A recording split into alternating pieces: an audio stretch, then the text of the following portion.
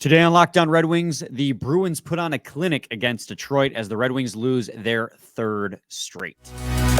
You're Locked On Red Wings, your daily podcast on the Detroit Red Wings. Part of the Locked On Podcast Network, your team every day.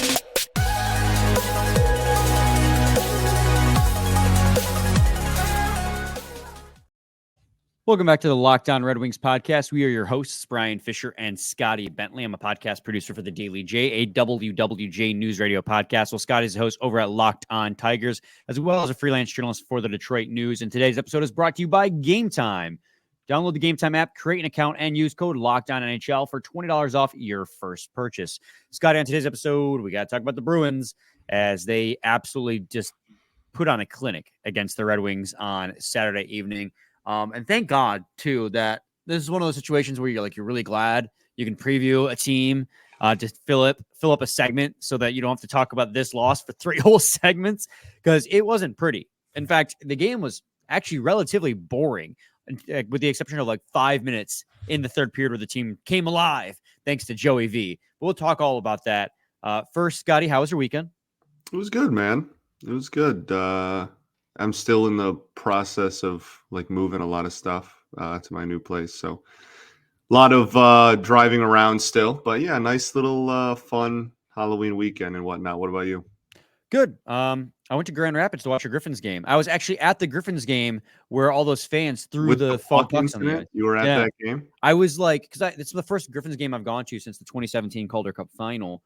And they were down. It was really, again, that was also a boring game. The Griffins really didn't do a whole lot until they pulled their goalie. You saw a new captain announced. We did. Yes, we did. But it was shocked that it wasn't Shine or Hiroshi, but I am too, but I believe the guy that they chose was the captain of the Providence Bruins too. Yeah. So he's got that history. I'm assuming they brought him in and he immediately had the leadership impact. I don't think that was a decision, especially with Brian Lashoff on the bench with that team now, the former captain. I don't think it was a decision they made lightly. So I think that was the right choice. But yeah, the pucks being thrown on the ice was wild because they tied it up, right? This miraculous comeback. And then all of a sudden people are throwing pucks on the ice. And I was like, oh, this must be some kind of tradition or something. Because they do chuck a puck after every game, apparently. And it's a charity thing. And a puck came on the ice, and then 20 others came on the ice. And I was like, this is wild. And then they announced a penalty for delay a game. I'm like, oh, so they weren't supposed to do that. That's just some jackwad. It was that sucks. That a couple bad. But it was funny. Well, they scored on the power play for the delay game. In overtime, yeah. So they staged they scored 2 goals with 3 minutes left to tie it up, and then lost in overtime because fans were throwing things on the ice. And usually you only do that. You should never do that, first of all, unless it's a hat trick or something tradition like an octopus. That's the only reason the Wings don't get a penalty for that too, is because it's just tradition, right? Yeah. They just let it it's fine. Well, because they could be penalized for it. For sure. The craziest thing about that was honestly the press release by the Griffins that reading that, I was unaware of the situation until I read that release, and I was like, oh, that's a wild situation. They were pissed. They worked so hard to tie it up, and then they went on a penalty kill into overtime and lost.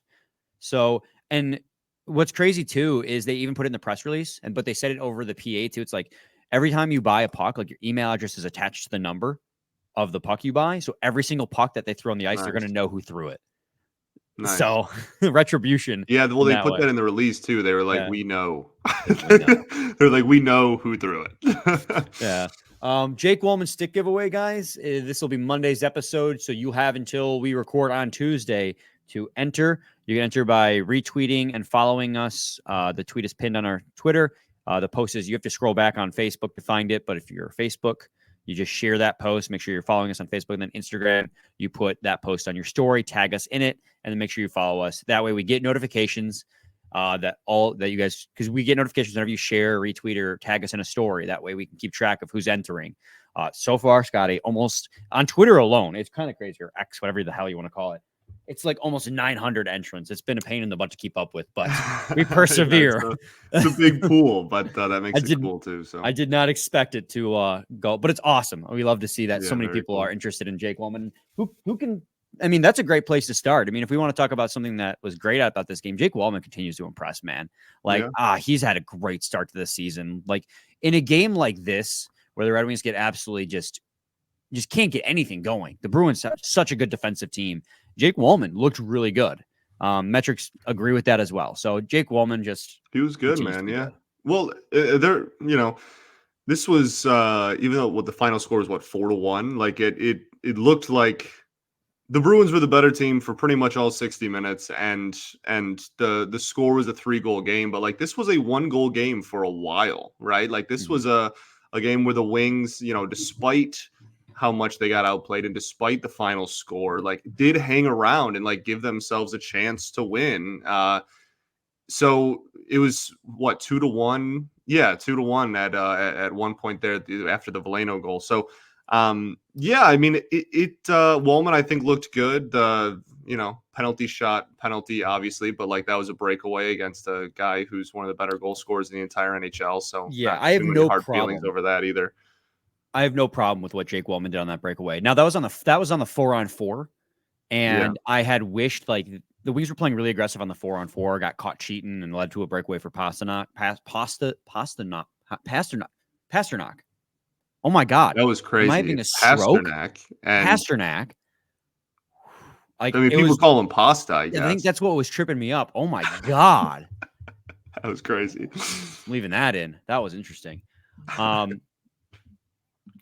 Pasternak. Yes, there we go. Now I got it. That was wild. I think I had like a little mini stroke there for a second. Anyways, I mean, that's one of the worst players you want to leave on a breakaway. Jake Wallman busted his butt to get back, and that's a situation where it's a lot of coaches will tell you that's a good penalty to take because you're preventing a player, and like because referees are inconsistent, right? There's not a guarantee, and it was a slash.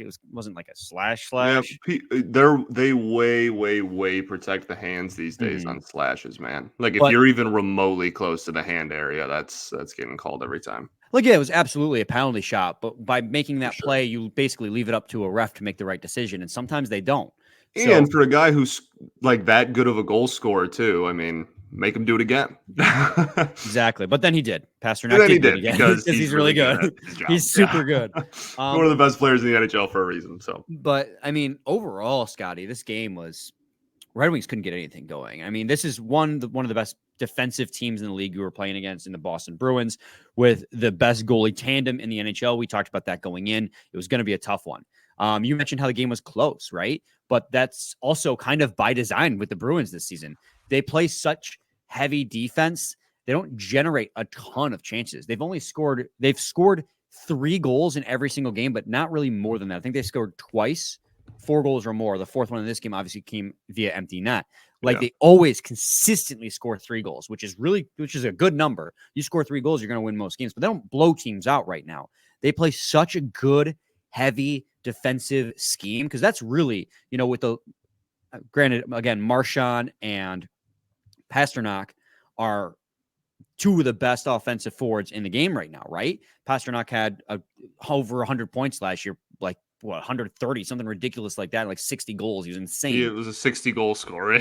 Yeah, absolutely insane, the production that he had. But outside of those 2, really right now, this team is just such a defensive team, and they play that scheme so well. The Red Wings could just not get anything going throughout the entire game. Like no shots, no real good scoring chances. And they just knew exactly how to attack the Red Wings so that they couldn't make any passes. Yeah, man. I mean, you said it earlier. This is such a good defensive system that the Bruins have, and like it was very well highlighted at the 5-on-5 for sure. And I don't want to transition too early, but like their penalty kill is the most OP thing I think I've ever seen in my entire life. We were on the power play, and it looked like it was even strength at best. If not, they were on the power play every single time, man. They have not given up. They have not given up a power play goal at home yet this season. I think they've only given up 1 or 2 total on the year, just in general. That is an absolute wagon of a PK, and I think was the biggest highlight of like team defense over anything else. Yeah, absolutely. I mean, we talked about it going in again there as well. Like The Red Wings have the second best power play, and the Bruins have the best penalty kill. And we were going to see who's for real and who's not. And they made the Red Wings look very not for real. The Red Wings passing on the power play and at 5-on-5 was just abysmal, and that did not help. Their passing, honestly, especially during this 3-game losing streak, but even across the entire season so far, has always kind of looked slightly out of sync. The passes are consistently like in the feet, or they're not catching them cleanly. I don't know what's going in, if they're just still trying to sync things up with one another. But I think, honestly, when we talk about their 5-on-5 play and why they're not playing super well, I mean, they just really struggle to pass the puck in transition. Or when they try to make the pass across, like it's never cleanly taped to tape. It's always in the feet, have to adjust. Now you've lost your window to shoot. It's stuff like that. And that was so on display in this game playing against the Boston Bruins, especially when they were on the penalty kill, you were on the power play. You tried to cycle the puck like you've always done it, and the Bruins just clearly watched the game tape. They're already a good penalty kill team. Like the Red Wings are going to have to readjust here. So while we're singing the praises of the Bruins, like there's a lot, the Wings could have done things a lot differently to have been a better team in this game, I guess is what I'm trying to say. Sure. No, I agree. We're going to take a quick break, and when we return, we're going to continue talking about this game against the Boston Bruins. But first, I got to talk to you guys today about Game Time. Game Time is the only ticketing app that gives you complete peace of mind with your purchase. See the view from the seat before you buy, so you know exactly what to expect when you arrive. All-in prices show you your total upfront, so you know what you're getting, and that it's a great deal without hidden fees. Buy tickets in seconds with 2 taps. They're obsessed with finding ways to help you save money on tickets. Game Time has deals on tickets right up to the start of the event and even an hour after it starts. It's the place to find last-minute seats. With zone deals, you pick the section and Game Time picks the seats for an average 18% savings. And with the Game Time guarantee, you'll always get the best prices. If you find tickets in the same section and row for less, Game Time will credit you 110% of the difference. Take the guesswork out of buying tickets with Game Time. Download the Game Time app, create an account, and use code LOCKEDONNHL for $20 off your first purchase. Terms apply. Again, create an account and redeem code LOCKEDONNHL for $20 off. Download Game Time today. Last-minute tickets, lowest price, guaranteed. Segment 2, Locked On Red Wings podcast. We're talking about the 4-1 loss against the Boston Bruins Red Wings had on Saturday, just taking them just down another notch, man. 3 games in a row they've lost now. I think they've looked worse and worse in each consecutive game. But again, Bruins, one of the better teams in the NHL. They look a lot better than, I knew they were 6-0-1 to start the season, but they do not look like a team that lost Patrice Bergeron, one of the best defensive forwards in the NHL. Like the way that they have just continued without him has been phenomenal at the start of the season. Yeah, I mean, and they're a crazy deep team. Yeah. They lose those 2 guys, and they still are incredibly deep with top end talent. Like they still have a roster that everyone wants. Mm-hmm. I think it's just a testament to how good they were last year. Obviously, Pasternak. Did I say Pasternak earlier? Pasternak. Yeah, but I feel like I said it wrong when I was making fun of how you were saying it. It is one of those situations when we are overthinking it so badly that we just keep messing it up, or we're over critiquing the way we pronounce it. Right. It's Pasternak, but I'm pretty sure when I was making fun of you earlier for saying it wrong 5 times in a row, I then said it in the most Midwestern way possible. It's fine. So I promise we both know how to say his name. Pasta is really, really good at his job. But yeah, man, that is again, I think a real testament to just how incredibly deep they were last year, that they are still one of the deepest rosters in the NHL and still have the top end talent that every really, really good team needs, right? Like they have it all still, despite losing, 2 franchise cornerstones. So yeah, man, I am not going to come on here and say that they're going to break their own points record or anything, but watching them play, man, 7-0-1 to start off the year. And it really is. I'm not trying to call them a system team, because I almost feel like that is negative connotation these days. If you're oh, they just play really well in the system, these guys would play well anywhere, but their system, it maximizes all of their abilities, and they that they are everything that I think our front office and coaching staffs wants our team to be honest. Oh, absolutely. I mean, they're a team with a lot of talent, especially in net and on the blue line. Oh, But then yeah. Best also, goalie tandem in the league certainly helps. but they also execute at a really high level as well. Like they know their system and they play it Man, really they're well. not flashy. Like They're they're not like the flashy besides like pasta. right, yeah, for sure. I mean, 60 goal scores, sure, but like they're not like the flashiest team in the NHL. They just do not make mistakes and they do not let up. It's constant pressure. That's what makes their PK so good. And that's what makes their 5-on-5 good too, man. Zone entry in this game for the Wings was a huge issue. Like the shot total in the second period, we had like 10 shots on net with 6 minutes left in the second. It's constant pressure on the blue line, very difficult zone entry, very aggressive forecheck, but not, allowing the fast break either. It's an unbelievably the word I want to use is just like professional hockey team. They're really, really good, man. No, I mean, you summed it up really nicely there. Then on the few opportunities the Red Wings did have, Jeremy Swayman and that played absolutely phenomenal. Red Wings only had let me double check, make sure I have the stat 100% right here, but they only had 23 shots in this game total. But Jeremy Swayman still came away with a 1.08 goal saved above expected. So in the few shot attempts the Red Wings did have and the few scoring chances the Red Wings did have, Jeremy Swayman stole the game. Yeah. I mean, that is just the making of a really good team. And so here we are yet again. And again, I'm not putting the nail in the coffin for the Red Wings season, just like how when they were on a 5-game winning streak, I wasn't like, right, playoffs, let's go. Like we were having fun with it, but we all knew that this wasn't going to last. And so now we're seeing this we're seeing the result of them kind of taking a step back. But again, you also have to keep in mind, this is one of the better teams in the NHL. For sure. While you want to see the Red Wings step up and play against that team and play well, because if you want to be a legitimate playoff threat and be considered a legitimate playoff threat, you cannot get dummied like you just did.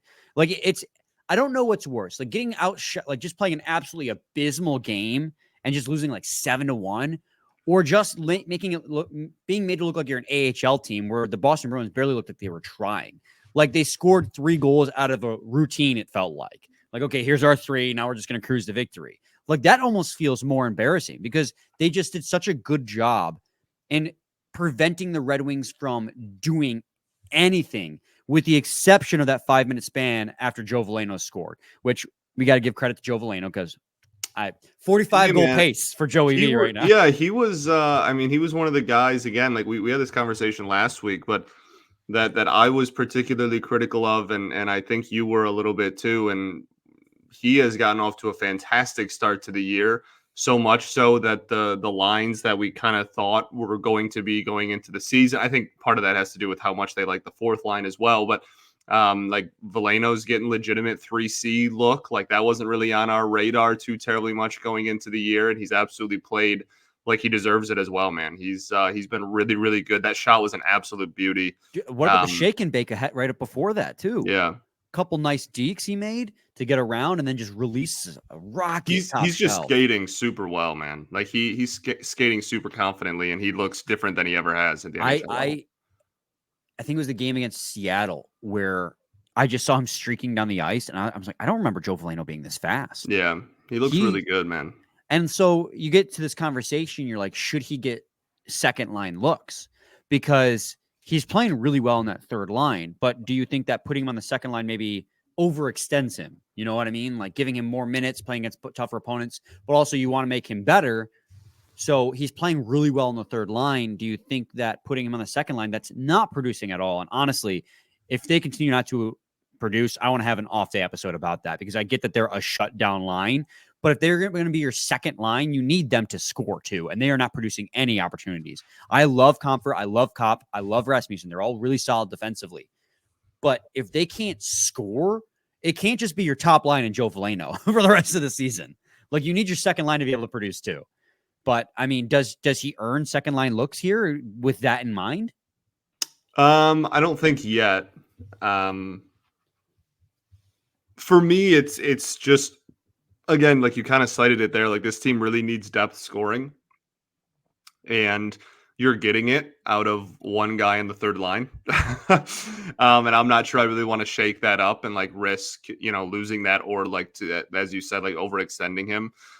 We do have to have a very lengthy conversation about what to do with the second line, because I am kind of with you. I don't want to see it be the second line throughout the rest of the year anyway, unless they magically start scoring goals. So yeah, I think you leave him there. He's already overextended, kind of what we expected going into the year. And at the end of the day, we're 8 games into the season. So I think you leave him there for now, and that's a conversation down the road if he continues to produce, which obviously we hope he does. Yeah, absolutely. That being said, 5 goals in 9 games, 45 goal pace. Not going to keep that up, but he's playing really good to start the season. Keep sleeping, bro. We're going to go to a quick break, and when we come back, just a couple more odds and ends to tie up about this before we preview the Islanders game. But first, I got to talk to you guys today about FanDuel.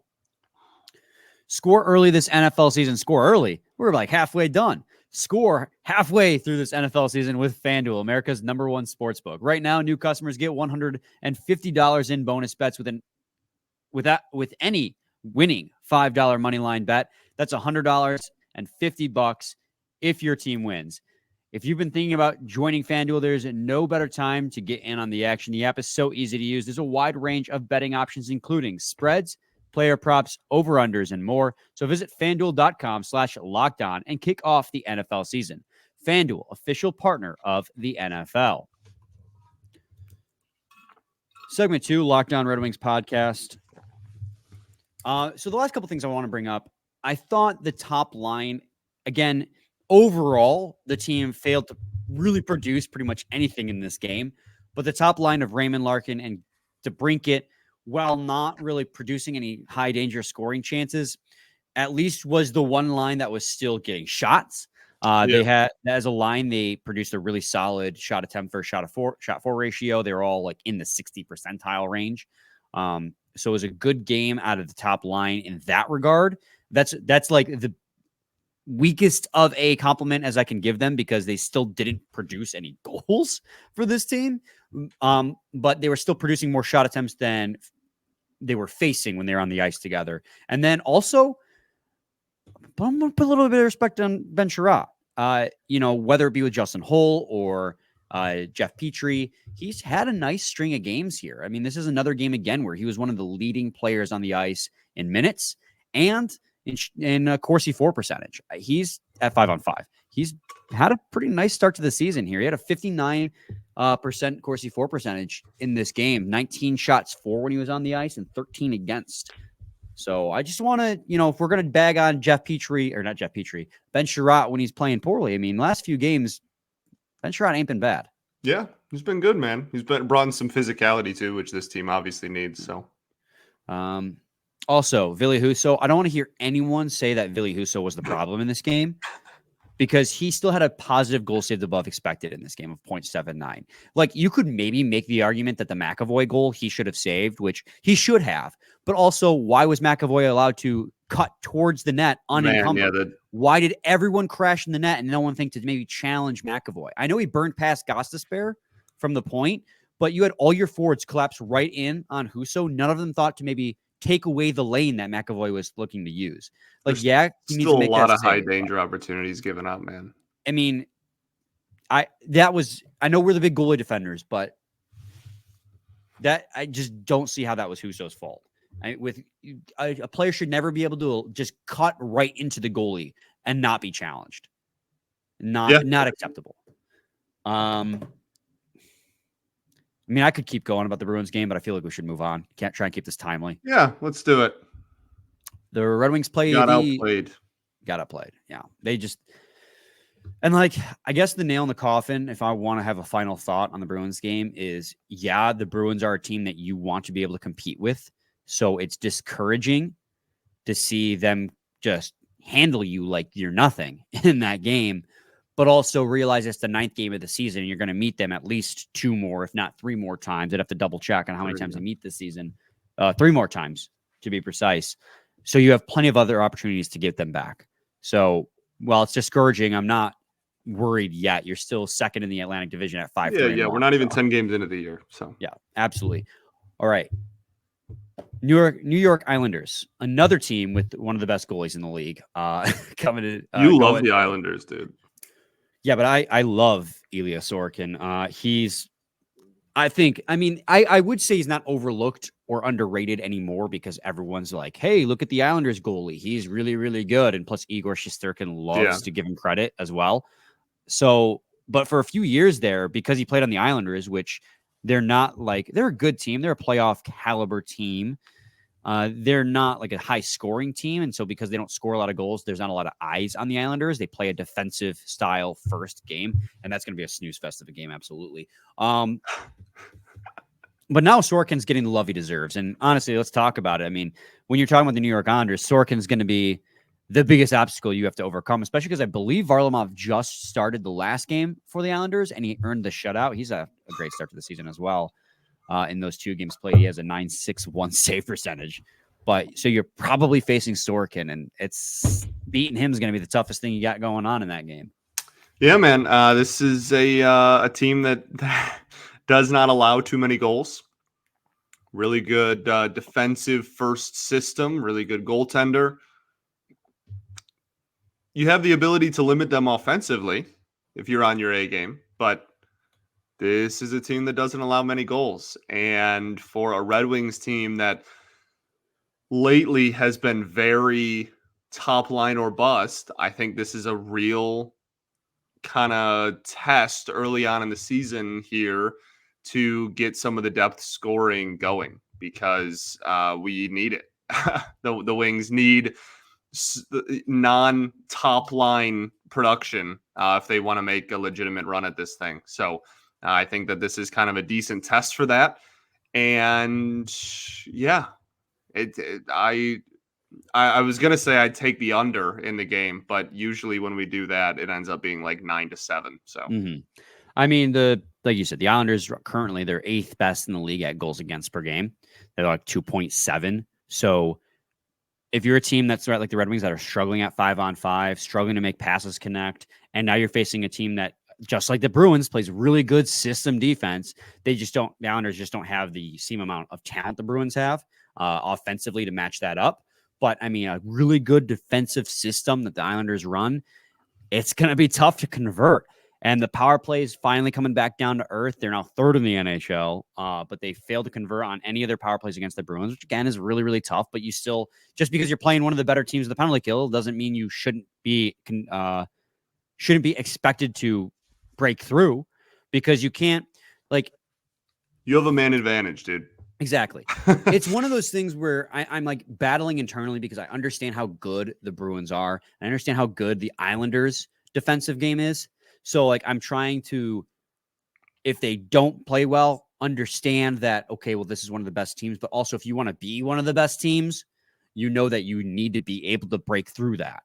And the Red Wings, it's just these types of struggles that they're going through are going to be much bigger indicators of what this team is made of than rather when they have a team high 15 shooting percentage or shooting 45%. Like what they're going through right now early in the season on a 3-game losing streak after a 5-game winning streak is really what we're going to find out what this team is made of. So honestly, if you're asking me, while the Islanders game isn't like a must win, I, as a fan, want to desperately see a big improvement in this game. I want to see this team pissed off and just swarming the Islanders, but not in the way that they're playing themselves out of position. You know, play a good game against them as a team, but don't be so mad about how you played the last 3 that you're skating too hard. You know, just you have got to play your game and prove that these last 3 games, you guys were just having a bad stretch. Because the truth with this team is somewhere in the middle. I refuse to believe, well, one, it's impossible that they're a 50% power play conversion, right? They're already coming down on that. Their shooting percentage wasn't going to stay high. But I refuse to believe their 5-on-5 is going to still be this bad with the changes they've made to the roster in the second year of Derek Lalonde. I think they're somewhere in the middle. And that middle, I hope, is a team that can handle the New York Islanders. Yeah, agreed. Power play wise, the Islanders, They're 23rd in the league, 13% right now. Not a good power play. Red Wings penalty kill is still 11th in the league, even after giving up that one power play goal to Pavel Zacha. I still have no idea how that puck bounced. I think it might have gone off Hull's skate after the rebound from Husso. I've watched that replay 1,000 times on Zacha's goal. Zacha. I don't know names, man. I'm brutal. But it like took a weird bounce after it bounced off Husso and to Zacha's stick in the slot. And I just cannot figure out for the life of me how it got to his stick. I watched that replay 5 or 6 times and it just like takes a weird redirection to the slot. It's a magic puck, man. It felt like it. I know there's probably like a slow-mo replay somewhere that's going to show me, but I can't figure it out, man. I can't. Yeah. My brain's breaking. The Islanders penalty kill, ironically, though, is 17th in the league at 77%. So for a team that plays really good defense at 5-on-5, they're less than league average on the penalty kill. So that's definitely something to note as well. So hopefully the Red Wings special teams can pick it back up, but they've just got to play better at 5-on-5 if they want to have a hope of competing in this Atlantic Division for the playoffs. Continues to be the theme, man.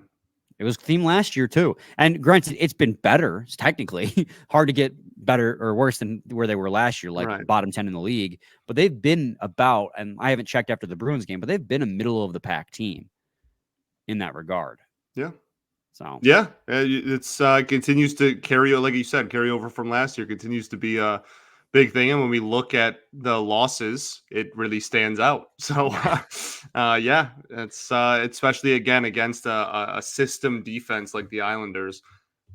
It's an opportunity to not have to worry about giving up like 5 or 6 goals. But again, I say that I'm going to knock on wood because I say that, and then we'll give up 7. But yeah.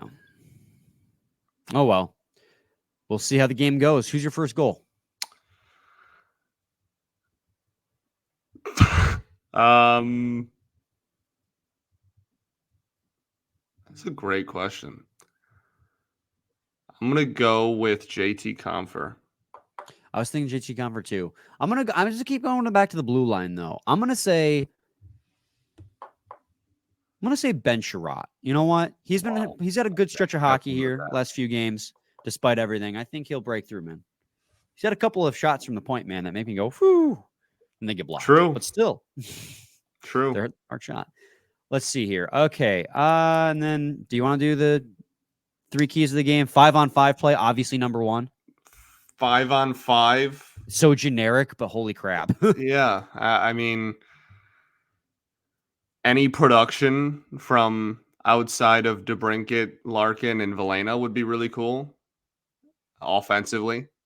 So depth scoring again. It feels like we get the same it's 3 just keys like, every game. well, I mean, they're just such great points. Like they're just like they're the keys every game because they have been the weakness so far. Like make smart passes. Sure. Stop trying to be cute with the puck and just pass the puck. Honestly, don't let the Islanders offense score a lot on you. Like that's going to be, you know what I mean? Like there's such a good, I know that's also like super captain, obviously, but like there's such a good defense first team. Like if you're going out there and giving up 4 or 5 goals to the Islanders, like you're going to be in trouble, man. I mean, honestly, and like being smart with the puck is huge too. I mean, the Red Wings had 11 giveaways against the Bruins. Yeah, man. Unforced turnovers because they kept trying to be cute with the puck. They just got to cut it out, man. Yep. All right. Any final thoughts? We will. We'll be back with a new episode tomorrow, recapping the game against the Islanders. Oh my goodness, what is up with my mouth today? Man. I cannot. I mean, it's one thing the European names to mispronounce, but the Islanders? Come on. All right. Same time, same place. It's your team every day. Every day. David Pastrnak.